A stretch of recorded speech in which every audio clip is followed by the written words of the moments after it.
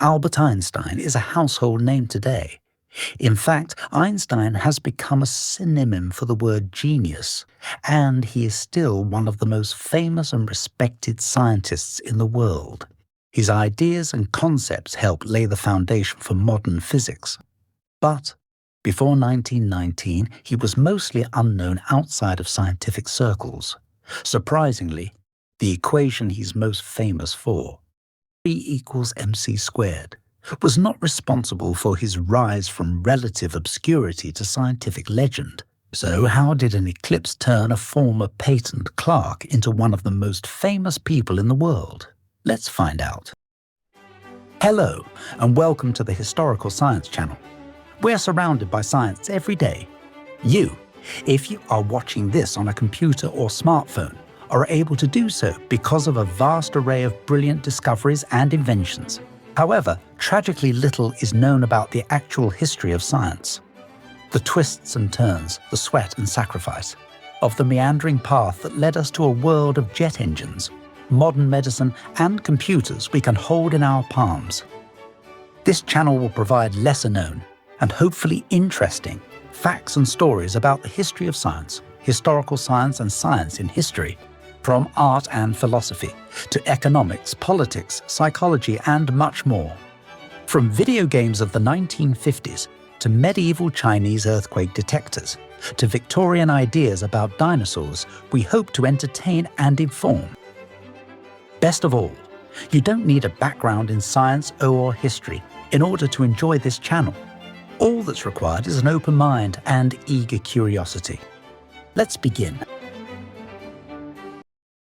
At age 26, Albert Einstein was a patent clerk in Switzerland, and an extremely bored one at that. In fact, he was so bored by his job that in his spare time, he wrote science papers, likely because Instagram didn't exist yet.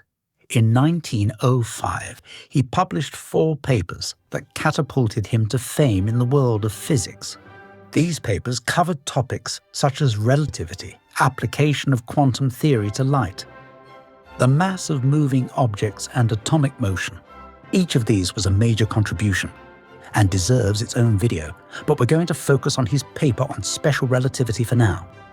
Very complex in its own right, special relativity deals with thought experiments like trains moving at near the speed of light, and how different observers would perceive the timing of events like a lightning strike. However, it only addressed motion at constant speeds and didn't account for acceleration or gravity, hence the name special relativity. Einstein wasn't content with leaving out something as influential as gravity. Beginning in 1907, he started working on a more general theory of relativity, which he completed in 1915.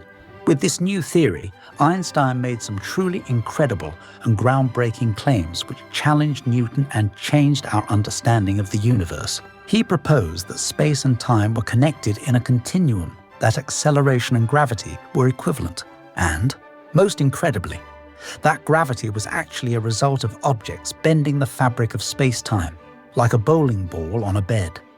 His most unintuitive prediction was that light could be bent by this curvature in space-time. As a result of these astounding claims, general relativity was poised to be one of the most incredible ideas in history, if it were shown to be accurate.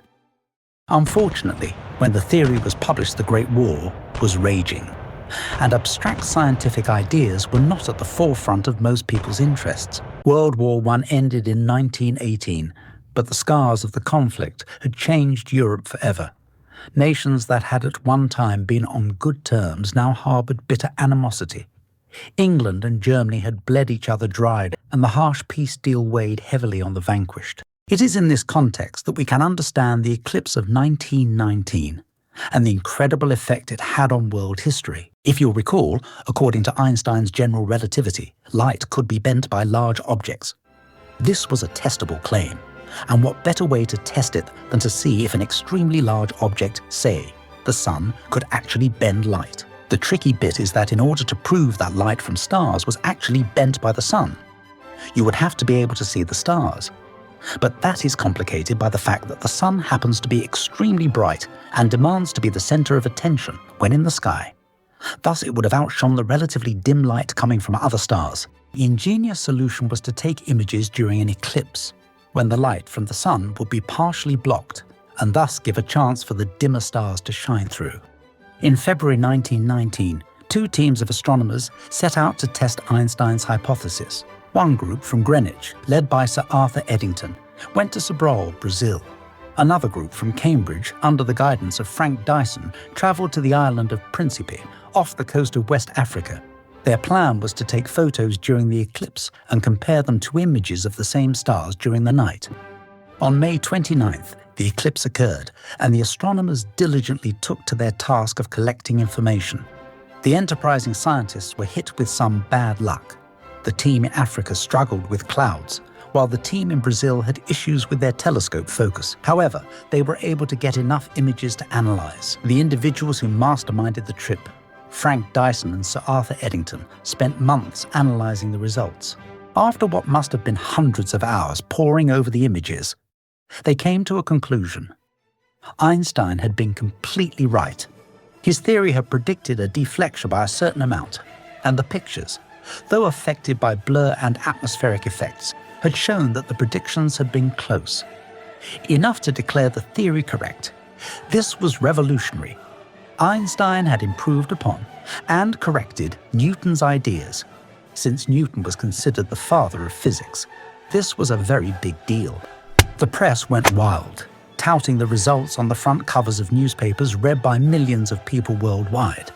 The Times of London, the New York Times, and a myriad of other papers covered the incredible results. At the time, science education, even in Europe and the United States, was often rudimentary. Most students wouldn't get far past Euclidean geometry. What's more, the ideas of a German scientist had been verified by English scientists. And this was touted as a great step towards reconciliation between the two formerly hostile nations. General relativity, which used very advanced maths, was touted as a miraculous concept that few mortals could comprehend. It made Einstein as famous as a rock star, if rock and roll had been a thing in 1919. Thanks to this fame, he would gain worldwide renown that would send him on travels all across the world. Regardless of whether it was a miracle, general relativity was a triumph of the human intellect, and it paved the way for further advances such as satellites and GPS. A truly great leap for mankind in our understanding of the nature of reality.